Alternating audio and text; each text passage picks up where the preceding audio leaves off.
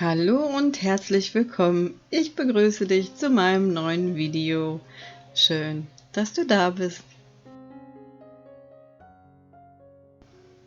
Jetzt möchte ich euch erstmal von Herzen danken für eure Unterstützung per PayPal oder auch Überweisung und ein ganz herzliches Dankeschön an meine lieben Kanalmitglieder. Und an alle, die meine Videos fleißig schauen, denen ich irgendwas mitgeben kann, sich inspirieren kann. Und natürlich ein ganz, ganz dickes Dankeschön für eure Daumen hoch und eure Abos. Und heute male ich eine kleine Landschaft mit einem bunten Himmel und einer Rosenhecke. Und hier oben habe ich mit dem Himmel schon angefangen.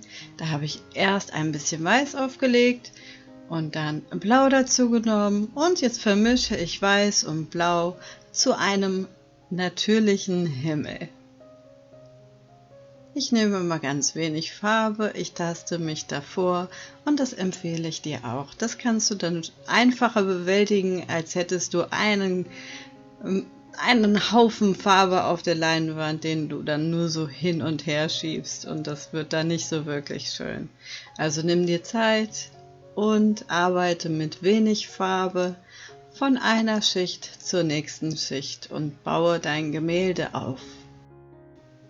Und jetzt lade ich dich ein, einfach mal was anders zu machen, und hier nehme ich Zinnoberrot. Das ist ein orangenes Rot, ein leuchtendes Rot, und das bekommst du hin, wenn du ein dunkleres Rot mit Gelb mischt, dann kommst du der Sache schon ganz nah. Und hier gebe ich dem Himmel einfach einen richtigen Farbklecks. Das arbeite ich jetzt noch aus und ich taste mich auch hier ran. Finde ich das gut so oder nicht? Nehme ich noch ein bisschen Weiß dazu? Vermische ich das noch? Wie soll es werden? Und ich empfehle dir, einfach die Farbe zu nehmen und aus dem Handgelenk den Pinsel zu führen, ohne viel nachzudenken, es einfach zu machen und einfach mal den Pinsel so drüber wischen. Zack, zack, mit Schwung, und ja, sei mutig. Wenn es dir nicht gefällt, du kannst immer wieder drüber malen. Das ist das Schöne, wenn du auch mit wenig Farbe arbeitest. Die ist dann relativ schnell getrocknet. Und das Schöne ist auch, wenn du noch mal eine neue Schicht drüber legst, dann schimmert die andere immer noch ein bisschen durch und umso mehr Tiefe und Lebendigkeit bekommt dein Gemälde. Hier setze ich jetzt für den für die Rosenhecke an, und da mache ich erstmal eine ganz dunkle Untermalung. Oben an der Kante bin ich sehr ungleichmäßig, das gibt dann die Schatten und die Konturen des Busches wieder. Und unten mache ich es einfach dunkel.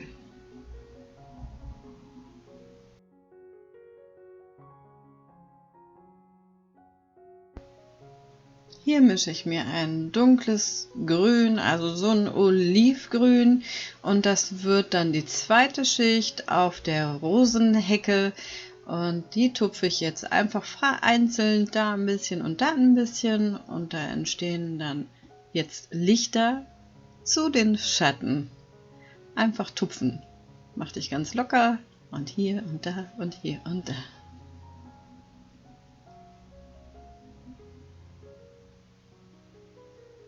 Mit dem Schlepperpinsel lasse ich jetzt ein paar Äste aufblitzen, und die verfeinere ich dann gleich noch mit einem kleinen Blätterchen dran, oder vielleicht sind es auch Knospen, einfach um unten das ein bisschen lockerer zu gestalten. Genau. Und hier tupfe ich wieder mit einem dunklen Grün, blättert auf die ganz dunkle Untermalung.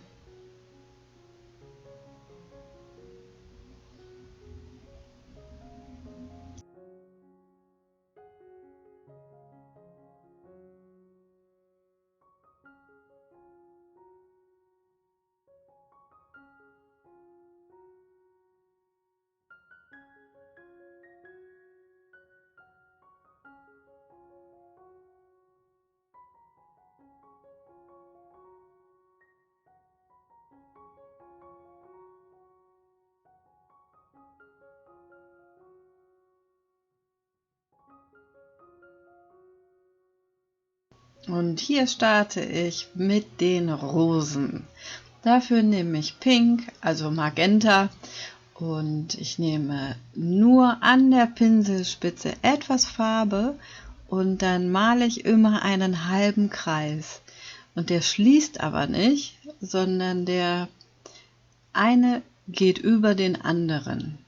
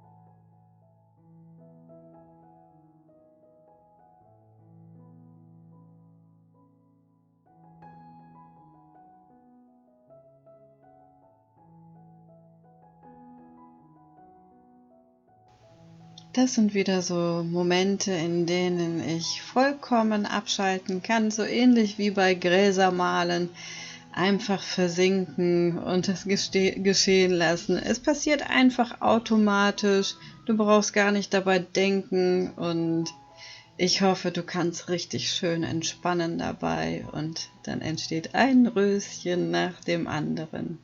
Und gleich kommen auch noch Highlights da drauf und noch weitere Blätter.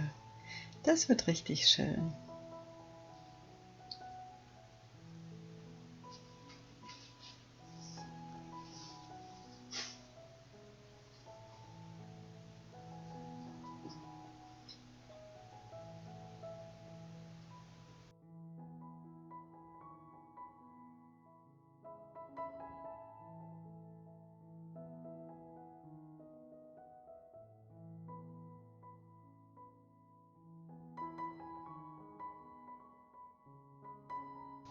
Wir hatten eben die dunkle Untermalung, dann hatten wir ein Olivgrün, dann kamen die Rosenblätter dazu und jetzt kommt nochmal hellgrüne Blätter obendrauf und du siehst, wie dieser Busch, diese Hecke Form annimmt.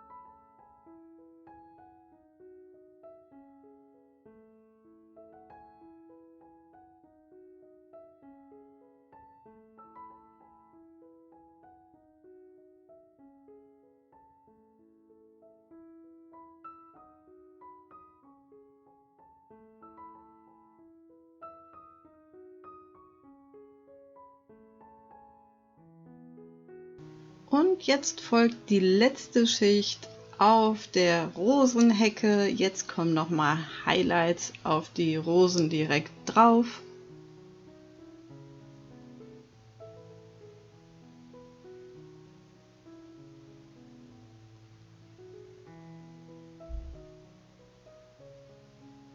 Wieder mit ganz wenig Farbe.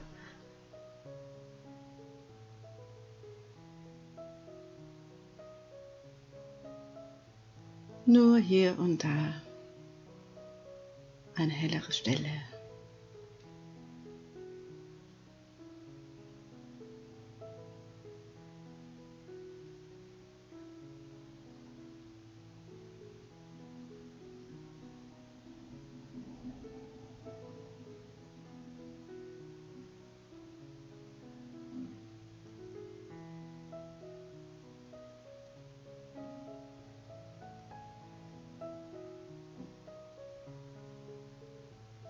Acrylfarbe dunkelt immer, wenn sie trocknet, etwas nach. Also das kann gut sein, wenn du auf so richtig dunklem Hintergrund gearbeitet hast, dass die Farbe verschluckt wird.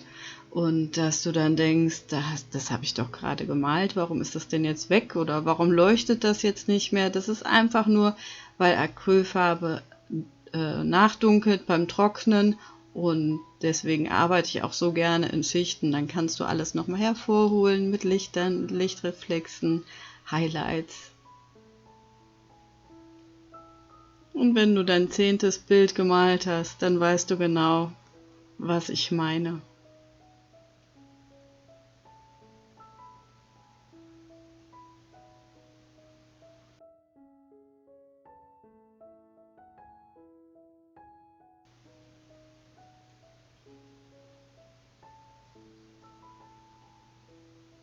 Eine romantische Rosenhecke im Sonnenuntergang.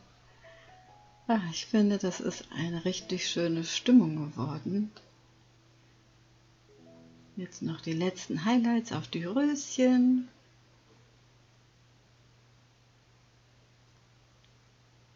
Noch ein paar Punkte hier und da. Das macht das alles ein bisschen lockerer. Ich sag dazu gerne ein bisschen Liebe. Noch ein bisschen Liebe hier und da.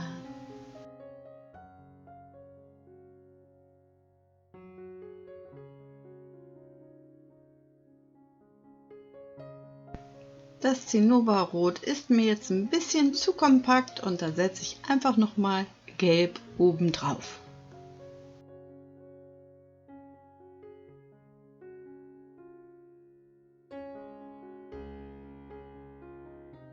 Und dann ist es auch schon fertig.